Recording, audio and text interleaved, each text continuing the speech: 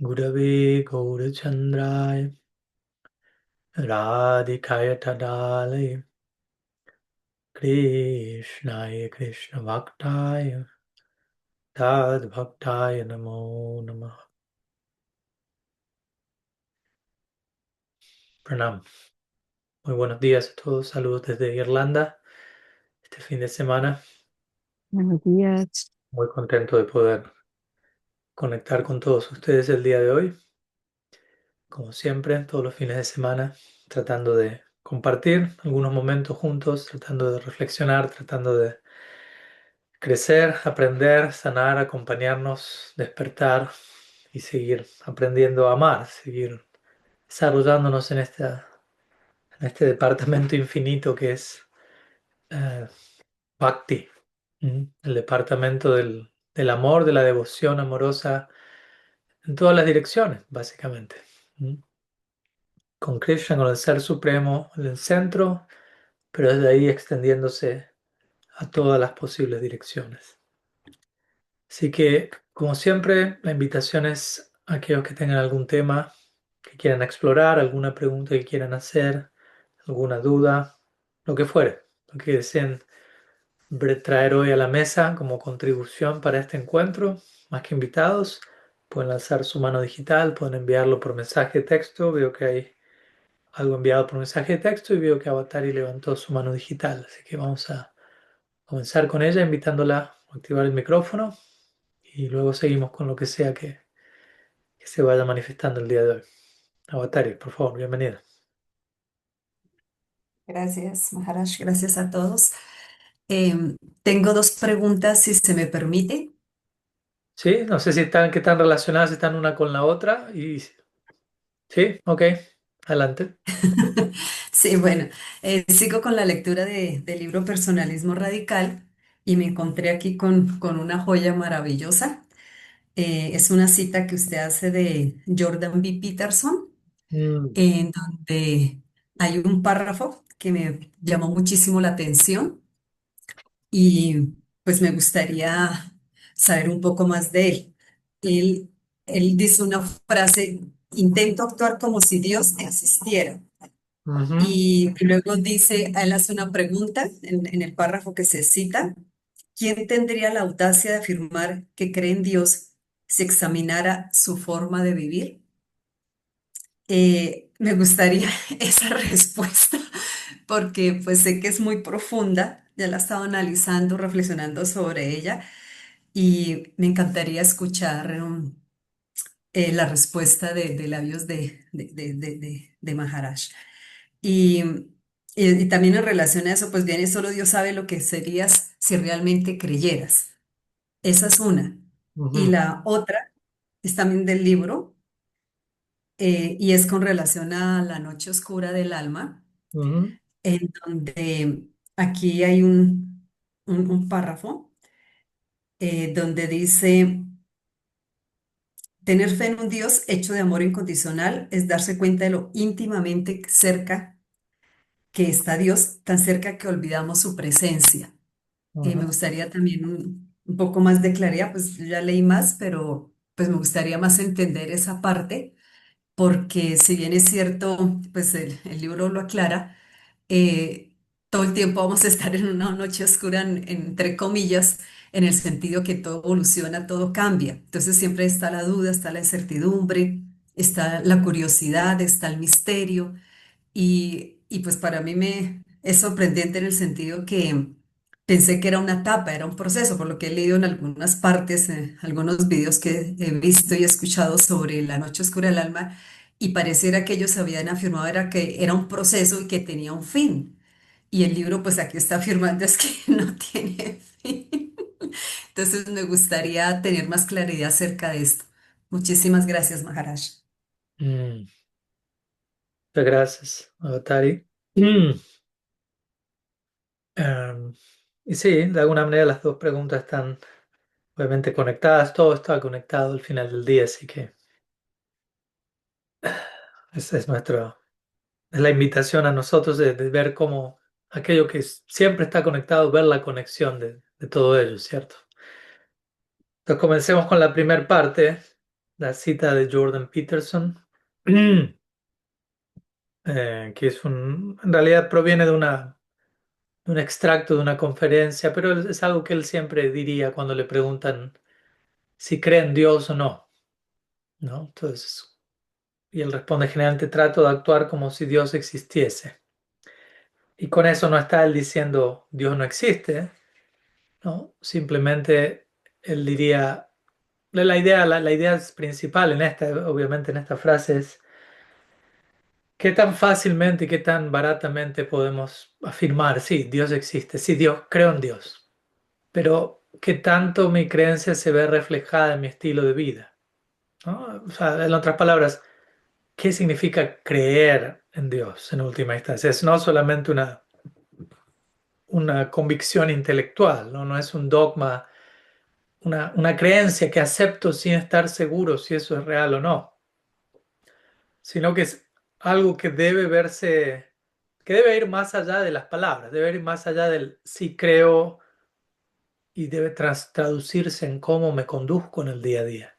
Si realmente creo en la existencia de Dios, idealmente la implicancia allí es, idealmente implica tú una experiencia de esa realidad que podemos llamar Dios, Krishna, de tantas formas, pero idealmente toda creencia más, ahí es donde personalmente prefiero usar la palabra fe, que implica el tipo de confianza que surge luego de haber tenido una experiencia innegable. Tengo una experiencia de algo, de alguien, innegable, profunda, y naturalmente surge una confianza, una convicción basada en una experiencia.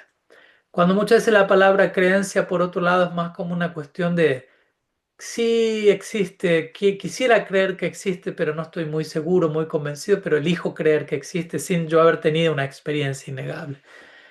Aquí me atrevo a decir que Jordan Peterson implica por creencia, por creer en Dios. Cuando él dice crees en Dios, trato de actuar como si él existiese, ah, implica idealmente primero uno tendría que haber tenido una experiencia en alguna medida, porque tampoco es una cosa blanco y negro, ¿cierto? No es tuve una experiencia de Dios, listo, ya no hay más experiencia posible, tuve la totalidad de la experiencia de Dios o no la tuve, no es blanco y negro. Y en un momento vamos a ir con la idea de la noche oscura del alma.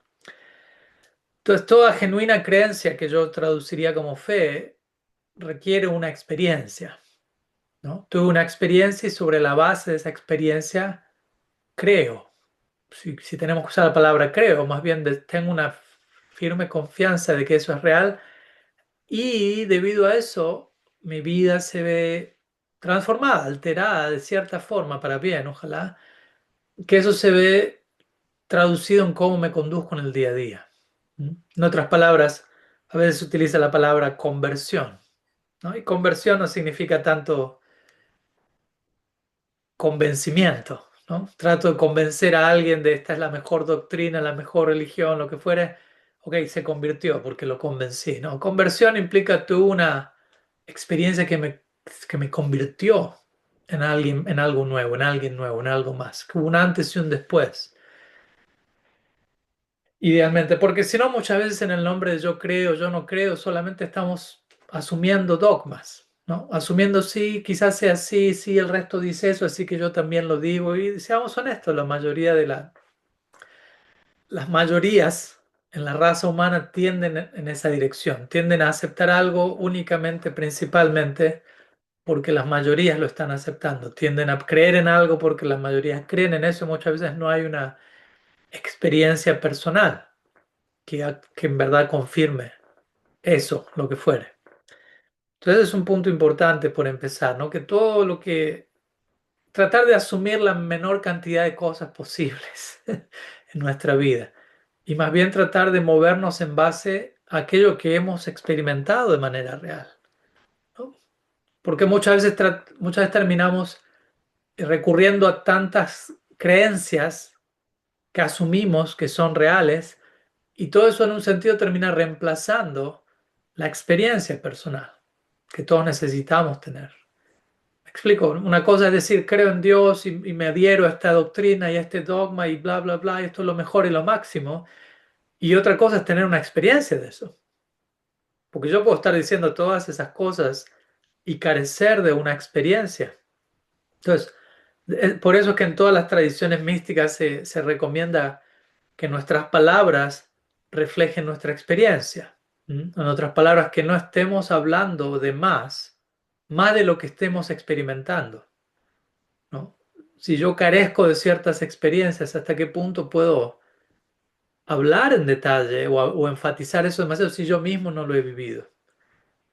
¿Me explico? Entonces siento que es importante, y esto es presente en nuestra tradición, en todas las tradiciones. Krishna en el Bhagavad Gita enfatiza esta palabra pratyaksha, que significa experiencia personal directa.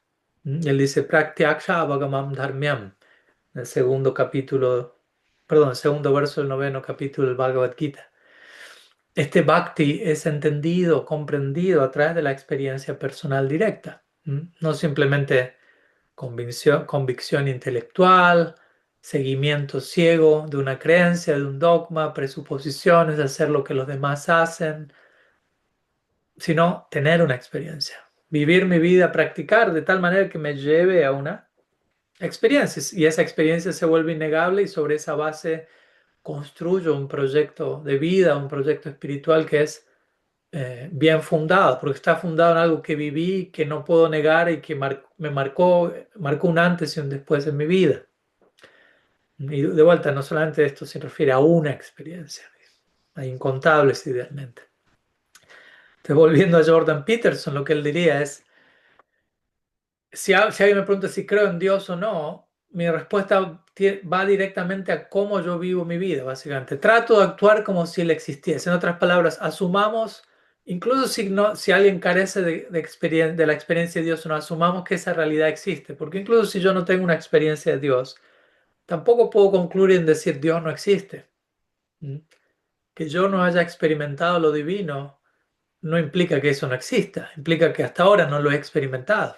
Entonces, realmente concluir y decir Dios no existe es, en un sentido, es absurdo, porque en realidad lo que estoy diciendo es, hasta el momento actual no tuve esa experiencia, hasta el momento actual la idea de Dios que se me presentó es absurda y puede pasar. Muchas veces se nos presentan ideas de Dios que son increíbles, no en el buen sentido de la palabra. Wow, eso es increíble, sino eso es increíble, no, es imposible de creer, ¿no? Es tan absurdo que no puedo creer en un Dios así. Y ok, eso lo podemos decir, pero concluir eso no existe, ¿no? Entonces él diría, supongamos que Dios existe y que yo creo en esa existencia o que yo tuve una experiencia que decir, eso se tiene que ver reflejado en mi forma de vida. Trato de actuar como si Dios existiese. En otras palabras, trato de, lo llevo a ese extremo, en vez de decir, Dios existe y actúo de manera completamente opuesta a la existencia de Dios, incluso si no sé si Dios existe, trato de actuar como si existiese, ¿no? Como enfatizando, incluso si no tuve una experiencia de Dios, y elijo creer que eso quizás es posible. Bueno, todo eso empieza en cómo me conduzco en el día a día, como que ahí es donde se ve qué tan en serio me tomo mis propias ideas, mis propias palabras. Porque también, de vuelta, es muy fácil decir, sí, Krishna es la suprema personalidad de Dios, Vrindavan ki jai, Mahaprabhu Sankirtan ki, lo que fuere, bla, bla, bla, bla. Y que todos sean palabras en el éter, pero que luego yo no esté sosteniendo mis palabras con cómo me conduzco. Entonces, la idea aquí de Jordan Peterson que trato de elaborar en el libro es, si yo realmente creo en Dios, si yo realmente dimensiono qué es lo divino y qué implica aceptar la existencia de lo divino, me voy a comportar de una manera que va a reflejar eso. Si mi manera de comportarme no ha sido transfigurada, transformada en esa medida, probablemente eso indica que todavía no me termino de creer la idea de que Dios existe, algo así. ¿No? ¿Se entiende la idea? En otras palabras, si yo realmente tengo una experiencia de lo divino, eso me va a transformar. Obviamente, seamos honestos también, como estaba viendo un video hace un momento, alguien decía una de nuestras principales eh, síntomas en esta era, y no es un Gaudiya Vaishnava hablando aquí, pero muy acertado, él diría ¿qué dos palabras se le utiliza? Amnesia y anestesia, ¿no? Tendemos a anestesiarnos, a quedar como dormidos y amnesia. Tendemos a olvidar lo que vivimos. Entonces, incluso uno pudo haber tenido una experiencia muy profunda de lo divino, pero tenemos una gran capacidad de olvido, de distraernos. Y anestesia, tenemos una gran capacidad de ser arrastrados por cierta corriente y quedar anestesiados, dormidos y elegir un modo de vida que es supremamente evasivo muchas veces, donde en lugar de contactar con nuestro ser, nuestras emociones más profundas y nuestro verdadero potencial, terminamos buscando satisfacciones secundarias que son un reemplazo no muy eficiente de la satisfacción central que tenemos que vivir, que experimentar como seres humanos, como seres espirituales. ¿No? Por dar un ejemplo, y está todo conectado, espero. Eh, en lugar de como seres humanos, seres espirituales en esta experiencia humana, elegir contactar profundamente nuestro diverso espectro emocional, en todas las direcciones, contactar profunda alegría, profundo dolor, profunda compasión, todo lo que podemos llegar a experimentar en potencia.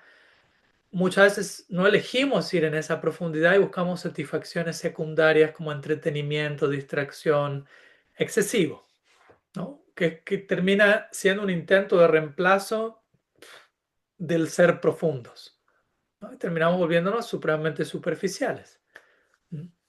Entonces, esa es una manera de mencionar este punto también, ¿no? En relación a amnesia y anestesia.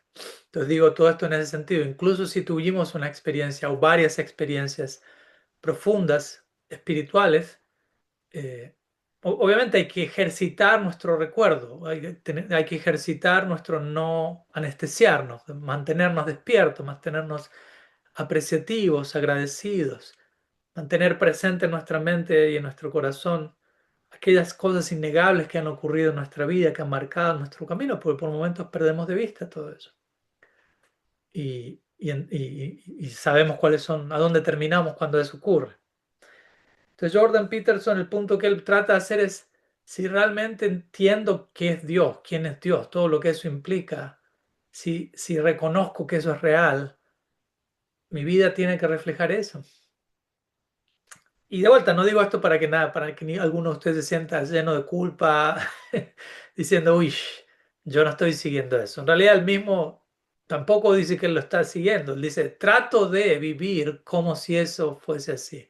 Como dando a entender, no es fácil llevar una vida de plena integridad y alineamiento con la aceptación de la realidad de Dios, la aceptación de la realidad de un ser que me ama incondicionalmente, que está lleno de compasión y misericordia, que lo ama todo incondicionalmente y que por ende me invita a mí a aceptar eso en mí y a extender eso a otros. O sea, si realmente entendemos las implicancias de qué implica aceptar la existencia de Dios, eso transforma la manera en la que nos vemos a nosotros mismos, a los demás, en la manera en la que interactuamos en nuestras relaciones. Entonces, es un proceso gradual. El punto es aceptar la existencia divina, es un proceso gradual. No es que digo, sí, Dios existe y ya está. Y después me comporto como si Dios no existiese, lo que a veces se llama ateísmo funcional, ¿no?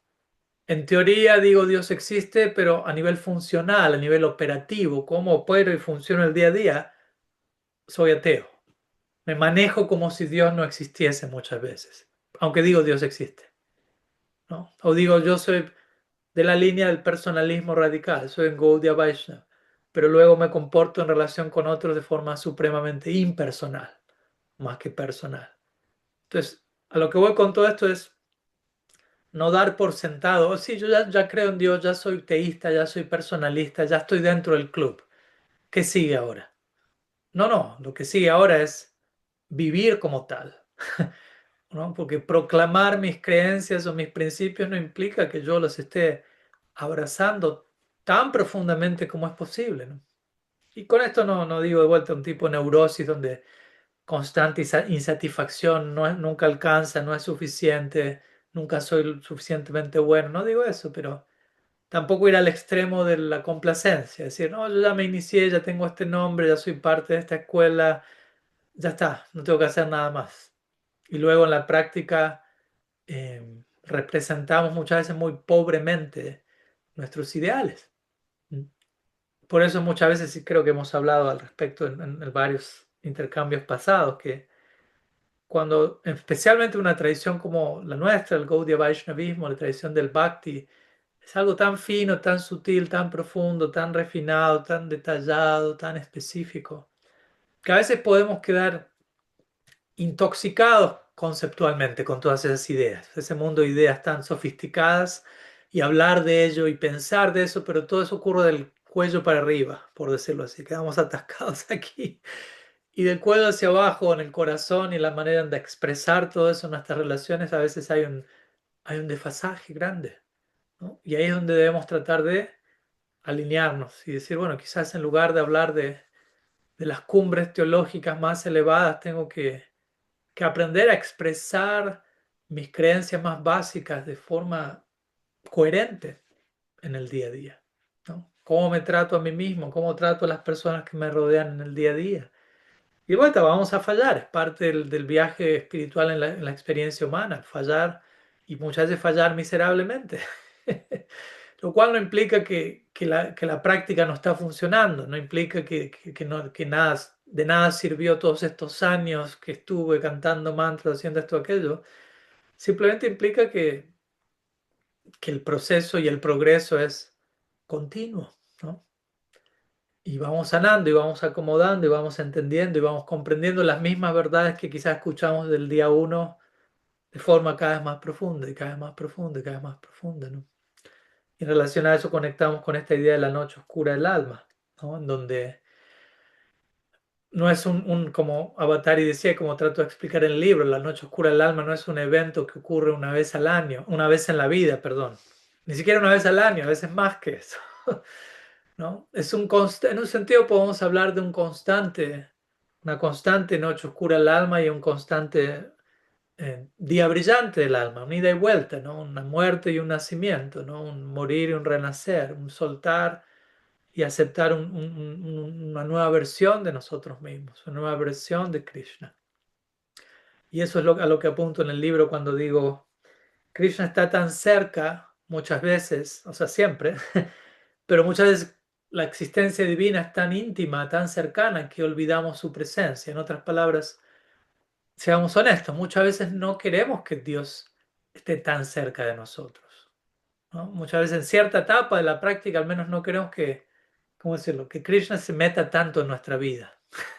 Entonces lo queremos a cierta distancia y lo empezamos a concebir a cierta distancia. Dios está allá arriba, por encima de las nubes, o Dios está dentro del altar, o Dios está localizado en ciertos lugares, pero no en todas partes. Entonces, como que cuando lo necesito lo llamo, cuando lo necesito abro el altar, con lo que fuere. Pero que Él no se meta 24 horas al día, es too much, demasiado. Entonces, pero la intención de Krishna es acercarse más y más a nosotros. Y si obviamente yo lo invito a que eso ocurra, Él va, Él va a responder a eso, no se va a imponer, pero esa es su intención. Y el punto es ese, ¿no? Generalmente a veces nos cuesta concebir el concepto de intimidad. ¿Mm? En el sentido de que a veces no somos tan buenos en cultivar intimidad con nosotros mismos, con nuestras propias emociones, como dije hace un rato, con otras personas. Nos da miedo la idea de intimidad, porque intimidad implica cercanía, transparencia, vulnerabilidad, ¿no? Ser vistos por lo que somos y si no estamos del todo afianzados con un fuerte sentido de autocompasión y autoaceptación, intimidades puede sonar aterrorizante, porque cuando hay intimidad con alguien, incluso conmigo mismo, las cosas son vistas tal como son y si no hay una idea clara de vuelta de que hay una aceptación incondicional de por medio, no vamos a buscar intimidad. Entonces, cuando escuchamos que Dios nos ama íntimamente, que busca más y más intimidad, a veces nos cuesta incluso creer que eso es posible, nos cuesta imaginar qué tan íntima puede ser una relación. Entonces, Krishna se acerca tanto a nosotros que lo perdemos de vista, porque tendemos a proyectar no solo a Krishna, a todos, muchas veces a cierta distancia. Nos cuesta a veces imaginar que una relación puede ser tan íntima y tan cercana y tan profunda si no hemos entrenado ese músculo, por decirlo así, ¿no? Si no entrenamos el músculo de la intimidad en el día a día, en nuestras relaciones, en abrirnos gradualmente, de vuelta, no es algo que podemos forzar y apretar un botón y ya estar allí, pero es algo necesario para sentirnos satisfechos, para aprender a amar, porque en última instancia usamos la palabra amor, pero amor tiene que ver con la idea de intimidad también. Especialmente en nuestra tradición se entrega el ejemplo de las gopis de Vrindavan, del amor romántico entre Krishna y las gopis, de honrar esa relación. Todo eso tiene que ver con mucha intimidad, en todos los niveles que nos podemos imaginar y mucho más allá de eso. Entonces, para concebir todo eso, para acercarnos a esa idea, para honrar esa meta de manera apropiada, debemos comenzar en el aquí y ahora, trabajando en esa área, en ese departamento, la intimidad, cultivar intimidad emocional, como digo, familiarizarme con mi bagaje emocional, qué está pasando por dentro, qué es lo que mi cuerpo está sintiendo, qué símbolos, qué llamados, qué signos hay allí, cultivar intimidad en mis relaciones con los demás, abrirme gradualmente, aprender a confiar, a ser vulnerable, a cultivar espacios seguros donde todos nos sintamos lo suficientemente seguros para abrirnos y para experimentar un contacto más íntimo, más cercano. Solo que en última instancia brinda satisfacción al ser, como digo. Y cuando eso no está, muchas veces tratamos de reemplazar todo eso con distracciones secundarias o superficiales. ¿Mm? Por ejemplo, hace un tiempo estábamos hablando, creo que fue en un satsang al inglés, no al español. Perdón si no recuerdo en qué satsang dije qué cosa. Pero me acuerdo que estábamos hablando con un devoto, él hizo una pregunta sobre el tema de la pornografía, ¿no? Y está ligado al tema.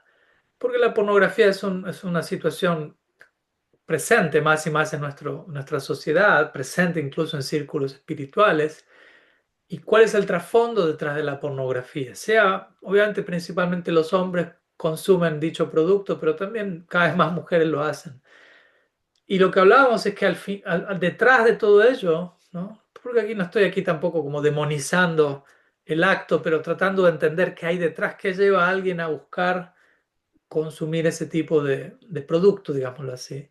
Y es una necesidad de intimidad, pero al mismo tiempo un terror a la intimidad. Entonces, pornografía es observar un acto íntimo sexual, en este caso entre dos personas, una versión de intimidad, pero donde yo estoy sentado seguro en mi silla, por decirlo así, sin yo aventurarme a cultivar la intimidad, siendo testigo de la intimidad de otros a una distancia segura. ¿Me explico? Entonces, como que algo, obviamente no termina de satisfacer las necesidades de verdadera intimidad en el ser, pero indirectamente muestra qué tan necesitados estamos. Y aquí no hablo solamente de intimidad sexual, obviamente. Puede ser la palabra intimidad se limita a lo sexual y no es así para nada. De hecho, muchas veces, si no aprendemos a cultivar intimidad en todas las demás áreas, aparte de lo sexual, la sexualidad termina siendo una válvula de escape para, para de alguna manera, en relación a toda la intimidad no expresada en todas las demás áreas. Y muchas veces termina siendo espacio de abuso, espacio de disfuncionalidad, porque es intimidad, pero no lo es si no estoy preparado para ser íntimo y vulnerable en todo el sentido de la palabra. Entonces, todo esto lo digo en relación a la noche oscura del alma, porque estábamos hablando de esta idea de Dios, Krishna, queriendo invitarnos a una relación cada vez más íntima, más profunda, sin límite, no hay límite. Sé que es difícil imaginarlo, ¿no? ¿Cómo puedo relacionar con alguien de una manera tal en donde la invitación a intimidad y profundidad y conexión no deja de aumentar? Wow. Por eso estamos hablando de una relación única y especial y la más importante de todas. Y en esa dinámica de intimidad, en esa dinámica en donde Krishna cada momento se vuelve más hermoso, más amoroso, más incondicionalmente amoroso hacia nosotros, Él se acerca más y más, se vuelve más y más íntimo. Y si nosotros no estamos acostumbrados a esa dinámica, no vamos a percibir eso, no lo vamos a apreciar, no vamos a entender que Él está cada vez más cerca. porque vamos a estar apegados a una idea de Dios a distancia, ¿no? Sin mucha intimidad. Krishna por allá arriba, como digo, por encima de las nubes o algo por el estilo. Y cuando Él se acerca, siendo que estoy tan apegado a verlo a distancia, pierdo de vista que Él se ha acercado más y no veo dónde Él está, cada vez más cerca, y trato de mirar a donde yo creía que estaba a distancia y ya no lo veo ahí, porque Él ya no está ahí, está cada vez más cerca. Entonces pienso, uy, Krishna desapareció. No, no desapareció, está cada vez más cerca, pero yo tengo la expectativa de que Él se mantenga a distancia. Pero ¿qué idea de Dios es esa? ¿Me explico? Es una idea relativamente disfuncional. Ok, entablamos una relación, pero te quiero a distancia siempre. No te acerques, ¿no? Únicamente cuando te llamo te acercas, si no te quedas ahí. Y Krishna en un comienzo acepta, ok, hay que empezar por algo. Pero eventualmente la idea es que una relación crezca y madure, si no, ¿cómo uno va una relación que no crece y no madura no se mantiene? Entonces, mantener nuestra relación con lo divino es aumentar esa relación en intimidad, en conexión.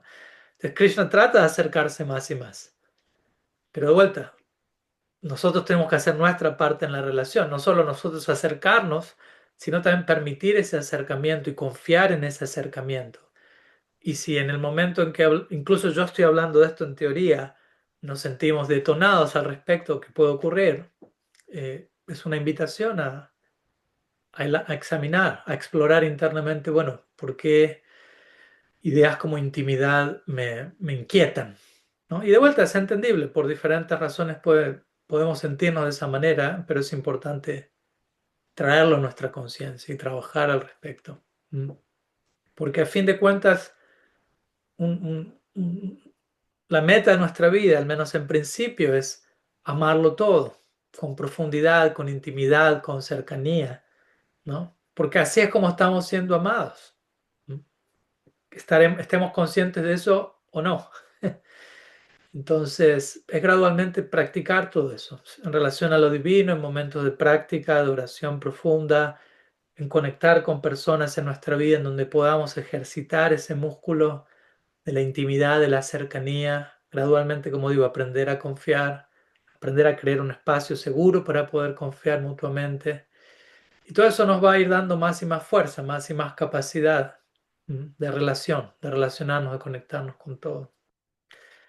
En fin, podríamos seguir, pero eso es lo que llega por el momento. No sé, Avatari, si sumas, si tienes alguna otra reflexión extra al respecto, algo que quieras compartir. Sí, gracias, Maharaj.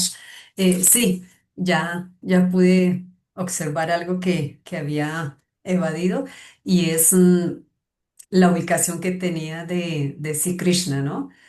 Así como uno, digamos, en la práctica de ir al templo, de compartir con los hermanos espirituales, y uno cree que Krishna está como lejos, como que está por allá, o también en el altar, qué sé yo, pero había obviado lo que tú acabas de decir. Cada Mm, día está más cerca y a veces es difícil verlo cuando está más cerca. Y creo que era lo que me estaba perturbando porque yo leía y volvía y leía y decía, ¿por qué en la noche oscura del alma se dice eso? Perdemos a Krishna o perdemos a Dios. mm, ¿Sí? Entonces uno, pues yo analizaba, yo decía, pues así yo me estaba sintiendo pues hace ya varios años. Yo decía, pero yo antes sentí algo tan diferente, ahora ¿por qué no lo siento? ¿Qué me pasó? O sea, ¿qué es lo que me está pasando con todo esto? Y ya ahorita pues escuchándote y aclarando más sobre todo el texto del libro, llego a esa conclusión. Muchísimas gracias. no, por favor. Gracias, Avatari. Y sí, en un sentido creo que es bueno. Por eso es que escribí al respecto en el libro, lo consideré importante y necesario para todos, para poder entender qué es lo que lo que nos pasa en ciertos momentos de la práctica, donde podemos sentir, oh, Dios desapareció, Krishna desapareció, no, no lo siento, no siento la conexión, la relación. No quiere decir que él haya desaparecido y que hay un problema, simplemente es una invitación a redescubrir a la divinidad de una forma en como no lo pude concebir antes, a redescubrirme a mí mismo en conexión con lo divino, a redescubrirlo todo. Es un constante proceso de redescubrimiento, ¿no? En lugar de quedarnos con ideas, ¿no? Esto es Dios, esto es Dios, esto. Sí, eso tiene que morir, ¿no? No porque sea malo, simplemente porque es una versión que ya caducó, por decirlo así. Necesitamos una versión más actualizada de la divinidad, que continuamente se sigue actualizando a través del amor divino, de la constante evolución. Entonces, es importante cuidarnos, como digo siempre, nuestras ideas acerca de Dios no son lo mismo que Dios, ¿no? Mis presuposiciones acerca de quién es Krishna, cómo es Krishna no equivale absolutamente a quién es Krishna, ¿no? Mis ideas acerca de alguien no son ese alguien. ¿Mm? Pueden ser ese alguien en cierta medida, pueden indicar algo de ese alguien, pero el alguien es mucho mayor siempre que mis ideas acerca del otro, acerca de mí mismo. Entonces, es un constante proceso de aprender a desapegarnos, a soltar ciertas concepciones y aceptar una concepción más elevada. Srila Siddhar Maharaj describiría el progreso espiritual incluso en esos términos. Soltar, renunciar a una concepción inferior, aceptar una concepción más profunda. De todo, en todo momento. De nosotros mismos, de lo divino, de otras personas, del medio. Tenemos una cierta concepción y todo está en constante expansión. Por lo tanto, todo me invita a una nueva concepción más elevada. ¿Mm? Y sí, y a veces hay misterio, y a veces hay desconocimiento, a veces hay incertidumbre. Y la práctica espiritual no es para escapar de eso, ¿no? Más bien es para entregarnos herramientas, soporte, contención para convivir con aquello que está más allá de nuestro control, con aquello que está más allá de nuestro entendimiento, convivir con eso en paz, hacer las paces con el misterio, digámoslo así, ¿no? Y confiar en que gradualmente lo que necesito entender, conocer, experimentar, se va a ir revelando. Como también menciono en el libro, a veces estamos muy obsesionados con obtener respuestas, pero muchas veces necesitamos aprender a hacernos las preguntas correctas, incluso si no hay respuesta todavía, pero saber qué pregunta hacerme de acuerdo a dónde me encuentro en esta etapa, cuál es la pregunta más honesta, más sincera que puedo hacerme hoy. Incluso aunque no tenga la respuesta, la pregunta correcta ya genera ese proceso en donde la respuesta empieza a manifestarse con el tiempo quizás. ¿Mm? Entonces es importante también aprender a convivir y a sentarme con ciertas preguntas que pueden ser incluso incómodas, a veces desafiantes, y sentarme el tiempo suficiente con esas preguntas hasta que la pregunta se transforma en respuesta eventualmente. Bueno, gracias por esa pregunta. Y antes de continuar con la siguiente pregunta que fue enviada por texto por Víctor, y desde ya invito si alguien tiene algún otro comentario, pregunta, a levantar su mano digital, pero vamos a invitarlos a nuestros cuartos privados, por decirlo así, donde de grupos de tres vamos a estar compartiendo algunas reflexiones sobre lo que acabamos de hablar hasta este momento. Voy a parar la grabación. Bien, bienvenidos a todos de regreso. Espero que hayan tenido un nutritivo compartir, aquellos que se pudieron conectar, aquellos que no. De todas maneras, profundas reflexiones sobre el tema de, ¿sí?, creencia, que implica creer en Dios, el desarrollo continuo de nuestro vínculo con lo divino, constante actualización, constante redescubrimiento, que suena, al menos para lo personal, suena algo apasionante, interesante, ¿no? De una manera que no sea agotadora, obviamente, todo en su justo balance. Vamos a continuar, no veo ninguna mano digital alzada, así que asumo que no hay ninguna pregunta o algo que quieran compartir, pero veo un texto enviado hace unos momentos atrás por Víctor. Sí, Maharaj, qué pena, No hay disculpa. problema, por favor. ¿Lo leo o lo quieres Pues mencionar? si quieres ya tengo mejor señal. Entonces, Ujú. sí, primero darte gracias de la conferencia que diste con los ponentes. Maravillosa, maravilloso, maravilloso, como lo explicaste. Y nos encantó el tema que explicó la señora que estaba con usted, Bien, su papá. explicando de las muñecas rusas, Ujú. de todas esas personalidades, todo lo que uno va cargando y todo lo que uno va sosteniendo a través de la vida Mm. y de los ancestros, la relación con los padres. Entonces, pues con todo el respeto me gustaría si de pronto nos puedes ampliar un poquito. Mm. Bueno, gracias por la invitación. Intentaremos decir algo. Y muchas gracias nuevamente. Gracias a ti. Em, entonces, obviamente, aclaro para aquellos que no se pudieron conectar el fin de semana pasado, tal vez recuerden que no tuvimos nuestro encuentro dominical usual justamente porque tuvimos este simposio, como se llamó, originalmente anunciado al inglés, pero a último momento surgió una traducción al español y sé que algunos de ustedes pudieron conectarse. Aquellos que no pudieron me pueden contactar por privado, les puedo compartir el...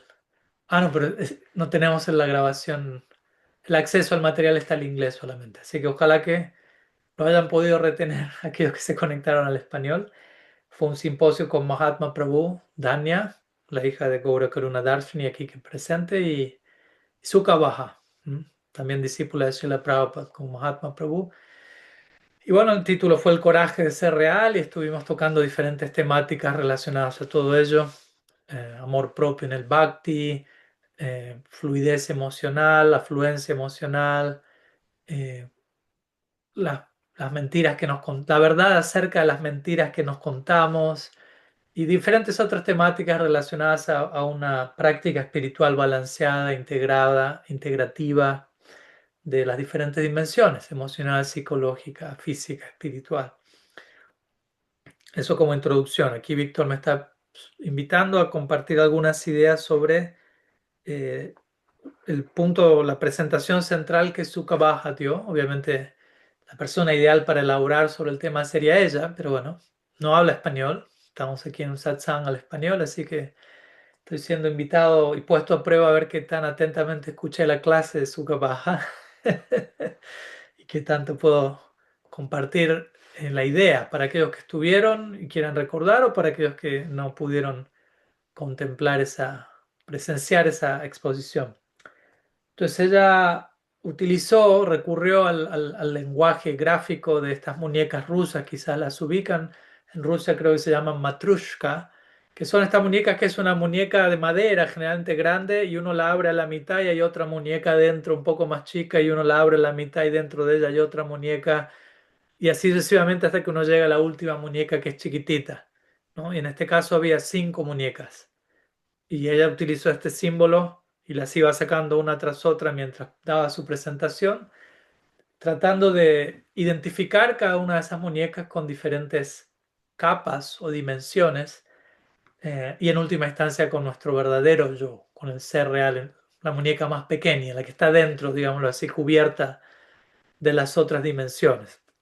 Entonces, vamos a compartir algunas ideas sobre cada una de estas muñecas, que de vuelta son un símbolo para referirse a diferentes dimensiones eh, de nuestro sentido de identidad, por decirlo así, y que necesitan ser, como vamos a ver, no necesariamente necesitan ser negadas, necesitan ser destruidas, pero necesitan ser reconocidas y vistas por lo que son, ser nombradas, ser encontradas con empatía, con compasión, ¿no? Porque muchas veces en el nombre de analizar estas capas de nuestro ser no eterno, digámoslo así, lo hacemos de un lugar de autorrechazo, o de un lugar de vergüenza, o de un lugar de negación, y terminamos reforzando muchas de esas capas que son de por sí vergüenza y negación.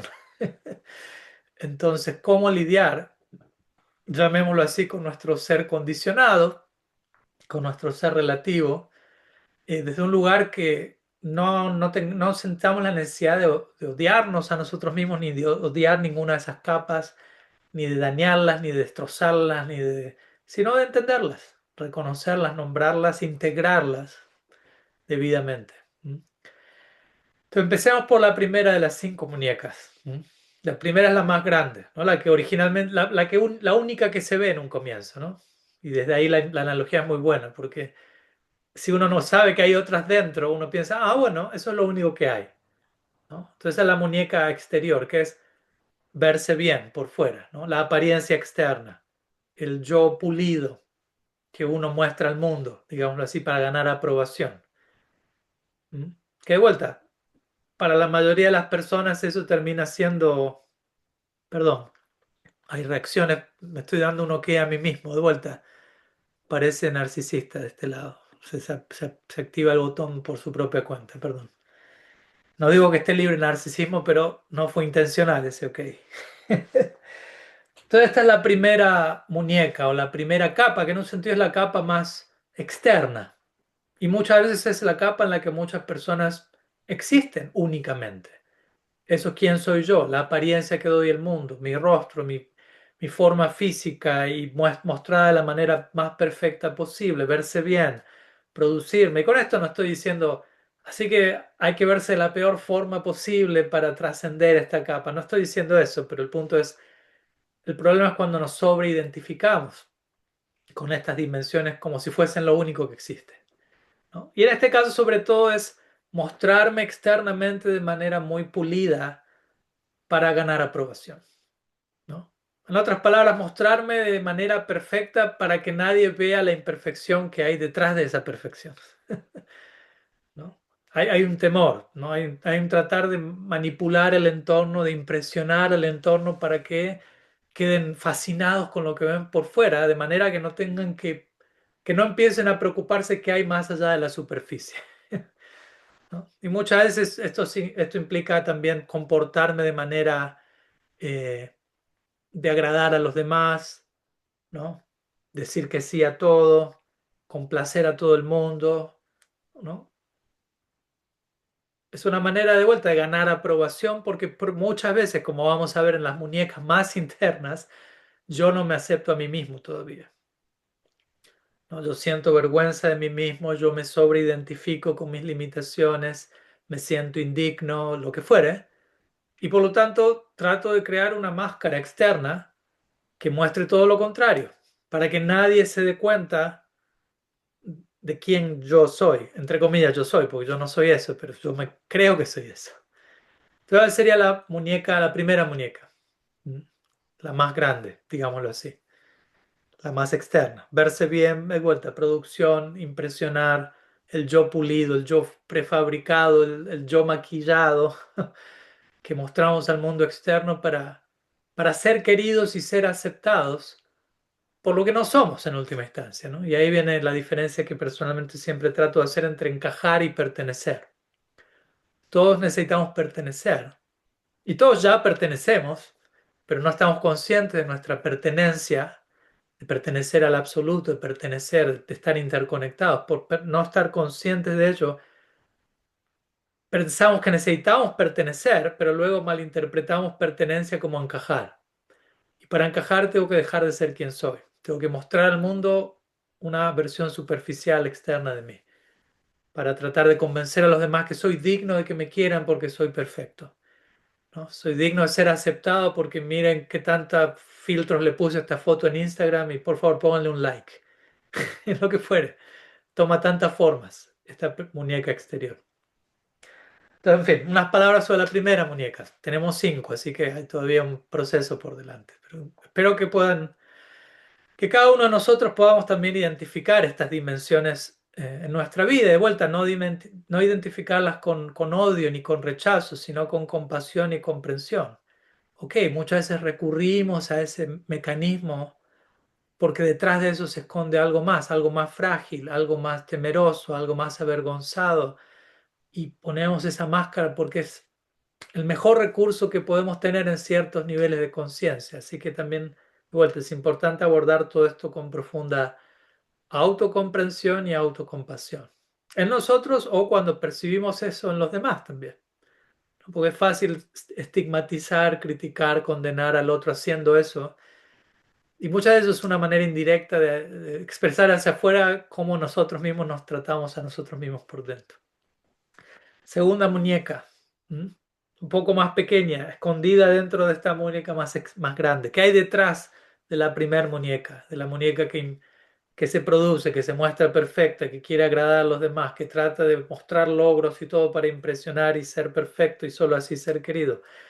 Una segunda muñeca, al menos de acuerdo a cómo Tsukaba lo describió, es la parte defensiva de uno, donde, donde trato de tener razón, donde trato de probar las cosas, la parte autojustificada, digámoslo así, que discute que corrige, que culpa al otro para no sentirse equivocado, ¿no? Y eso es interesante porque parece ser una muñeca diametralmente opuesta a la primera. La primera es toda linda, toda agradable, todo que sí. Pero eso es una versión externa. Una vez que alguien va más allá de esa primera capa, si alguien penetra esa capa un poco más allá, uno se encuentra, uff, no, si alguien cuestiona la primera muñeca, la segunda muñeca aparece en escena a defender la primera, digámoslo así. ¿No? Entonces, detrás de todo ese maquillaje, detrás de toda esa performance, digámoslo así, detrás de esa máscara de perfección y de todo lindo, existe otra capa que de vuelta hay que verla con autocompasión y autocomprensión. Debido al temor, debido al no querer sentirme equivocado, al no querer mostrarme imperfecto, me pongo a la defensiva. Argumento, estoy en negación, corrijo, discuto, culpo hacia afuera, porque sí, porque aceptar que yo estoy equivocado, aceptar que que soy frágil en algo, quizás me resulta demasiado, porque ya tengo muchas veces tenemos una idea ya de por sí muy frágil de nosotros mismos, ¿no? Me recuerdo una vez estaba leyendo un artículo de un psicólogo al respecto. Él decía, las personas que siempre están argumentando y que no dan el brazo a torcer, como diríamos al español, ¿no? Que siempre tienen un argumento para todo y que son muy fuertes, entre comillas, en su carácter, en realidad son muy frágiles en cómo se ven a sí mismos. Son tan frágiles que no pueden aceptar que están equivocadas, porque aceptar que están equivocados sumaría otra capa de fragilidad a cómo ellos ya se ven a sí mismos tan pobremente y no son capaces de hacer eso. Entonces,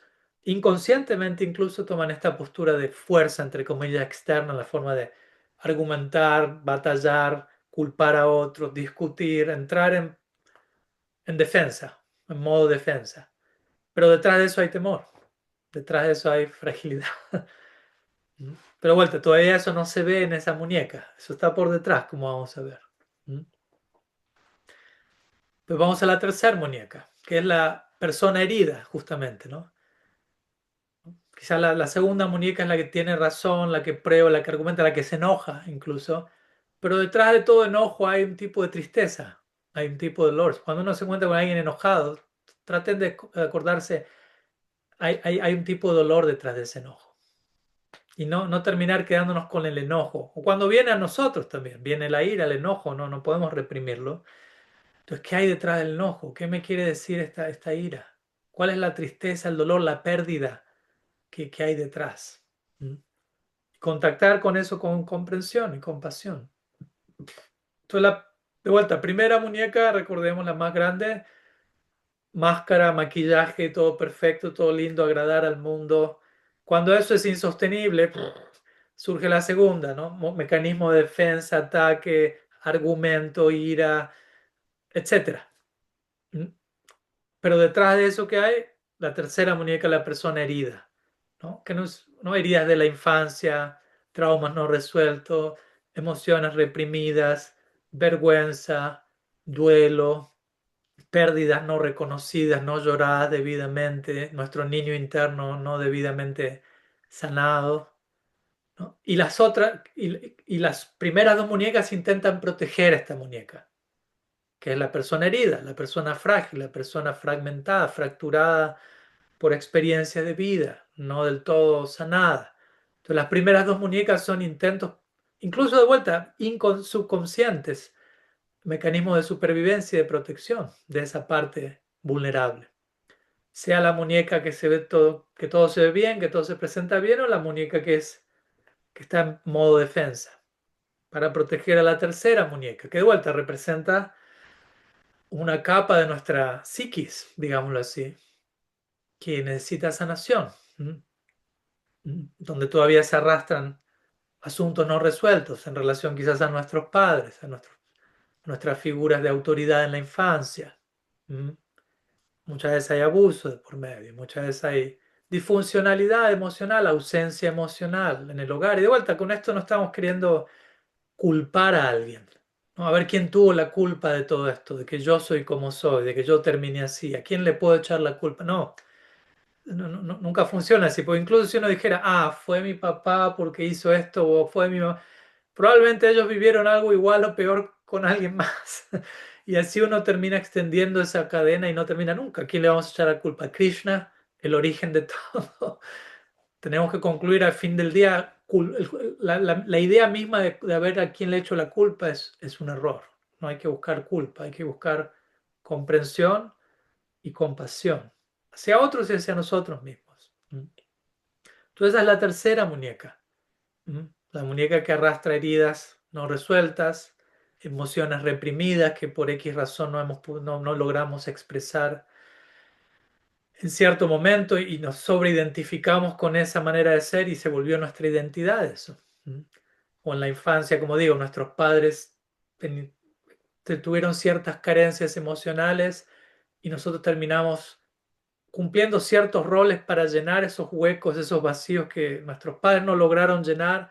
Y ese rol que yo comencé a ejercer como un niño, me sobreidentifiqué y se terminó volviendo mi sentido del yo. ¿Quién soy yo? Cuando en verdad fue un rol de un momento que debería aprender a soltar para acercarme más a quién realmente soy. Esa es la tercera muñeca. ¿Mm? Vamos a la cuarta, nos quedan dos. Y de vuelta, estoy resumiendo, obviamente, ¿no? Tsukaba se tomó toda su exposición para explicar esto en detalle. La cuarta muñeca es aún más pequeña, obviamente. Cada cual es más pequeña, como diciendo, más sutil. La idea aquí es sutil. Y aquí no, acá ya estamos hablando de impresiones inconscientes, ¿no? De condicionamientos incluso más profundos que están ahí, pero no los puedo ver por ahora. ¿Mm? La tercera muñeca, en un sentido, está en el inconsciente, pero si ponemos atención y foco e introspección, podemos acceder a eso. Podemos conectar, sí, pasó esto en tal momento, sí, me doy cuenta que esto está. O sea, si hago un esfuerzo, puedo verlo. Tercera muñeca. Cuarta muñeca, todavía no puedo ver eso que existe en esa capa de inconsciente más sutil. Samskaras, ciertas impresiones, incluso de otras vidas. ¿Mm? Que hacen que ciertos patrones se repitan. Y obviamente, en relación a esto, y recuerdo que se le preguntó a Zuka Baja, y también lo menciono interesantemente en personalismo radical, cuando hablamos de trabajar con nuestra sombra, y alguien puede preguntar, bueno, ¿y cómo me entero de lo que existe en esa región tan recóndita de mi subconsciente? ¿Cómo accedo ahí? ¿Cómo descubro? Y la idea de la respuesta que ella dio y que yo también doy ahí es, primero trabajemos con lo que existe en nuestro consciente antes de ir al subconsciente. ¿No? Si yo ya estoy consciente de ciertas capas, de ciertas muñecas que, que necesitan trabajo, tengo que trabajar sobre eso primero. Y en la medida que trabajo sobre eso de lo que puedo estar consciente, gradualmente aquello que está más aún en lo inconsciente se vuelve más consciente, se vuelve más evidente con el paso del tiempo en la medida que trabajo sobre esto. Entonces no es una cuestión de quedarnos, de abrumarnos y decir, uy, hay tanta carga subconsciente, ¿qué habrá ahí? No tengo idea. Sí, ¿qué habrá ahí? No tengo idea. Pero ya tengo idea de algo en el aquí y ahora, hoy, ¿no? Domingo 21 de septiembre 2025. Feliz primavera para aquellos que están en ciertos países donde comienza la primavera hoy.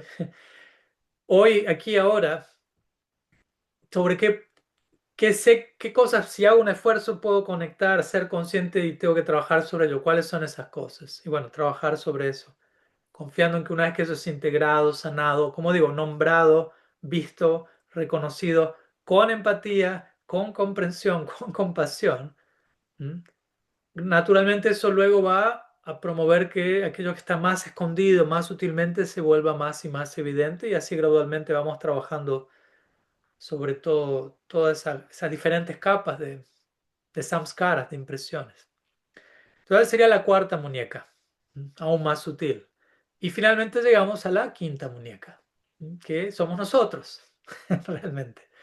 No es que seamos más chicos que lo demás, sino que más sutil. La idea aquí de grande y pequeño es de más burdo a más sutil. Entonces la jiva, el atma, el ser espiritual, la conciencia, el yo verdadero, que es aquel que es capaz de empatía y de atención amorosa, que es capaz de observar las otras cuatro muñecas con integrarlas debidamente, como digo, con comprensión, con compasión. Recuerdo que esa era la idea también central de Zucca Baja al presentar esta analogía, ¿no? Las capas externas son, las primeras muñecas son estrategias de protección, nacidas de la negación, nacidas de la vergüenza, muchas veces de no tener la capacidad de aceptar las cosas como son. Eh, y sanar todo esto no es romper las muñecas, como decíamos, ¿no? Sanar es verlas, ver estas capas, reconocerlas, nombrarlas, como de vuelta, nombrarlas puede ser como lo que hizo su cabaja, darles una forma, sea en la forma de una muñeca y ponerles un nombre, ¿no?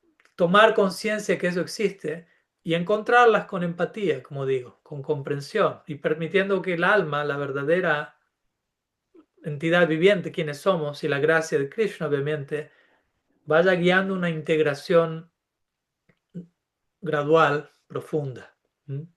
Entonces, gradualmente al atender cada una de estas capas, especialmente las capas heridas, ¿no? Cuando uno sana esas heridas, las capas de defensa, de maquillaje, ya no son necesarias.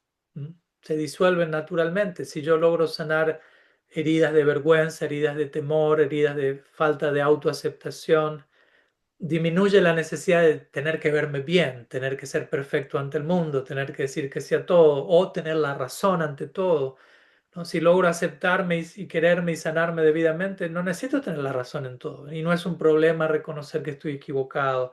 Y no es un problema aceptar que soy imperfecto. No necesito mostrar al mundo algo diferente de quién soy porque me acepto a mí mismo. Entonces no necesito que el mundo me acepte en un sentido. Pues ya me aprendí a aceptar a mí mismo. Si el otro lo acepta o no, su problema, no mío. ¿Mm? Entonces, en la medida que gradualmente todo eso va aconteciendo, eh, la verdadera expresión del ser real fluye con mayor autenticidad. ¿Mm? Algunas ideas sobre la analogía de las cinco muñecas. Espero que haya pasado mi examen oral. Pero considero que sí, fue una manera muy, muy interesante, muy creativa de ilustrar una realidad que es invisible muchas veces para nosotros. Las cinco capas son invisibles, aunque algunas son de lo más visibles, pero son invisibles a nuestra atención. No nos damos cuenta, oh, eso es una máscara, o es un mecanismo de defensa, un mecanismo de escape, ¿qué hay detrás de eso? ¿Y qué hay detrás de eso? ¿Y qué hay detrás de eso? Hasta encontrar con la parte herida, la parte necesitada y atenderla con compasión y empatía y afecto, y gradualmente eso nos lleva a tomar más conciencia de aquello que está aún más enterrado en las secciones más profundas del subconsciente, seguir sanando y eventualmente entrar, situarnos más y más y más en lo que somos y vivir por quienes realmente somos, no vivir en base a trauma no resuelto, en base a expectativas sociales, en base al qué dirán, en base al querer encajar más que querer pertenecer, sino vivir de un lugar de plena autoaceptación, autocomprensión, autoempatía y desde ahí extender esa misma experiencia a otros, porque no es algo egoísta esto. Entonces, en la medida que yo aprendo a vivir mi vida por quien realmente soy, con plena aceptación, me vuelvo un agente de cambio y de transformación en la vida de otros, porque quien quiera que se cruce en mi camino, si tengo ese nivel de transformación, va a verse de alguna manera inspirado, tocado, afectado.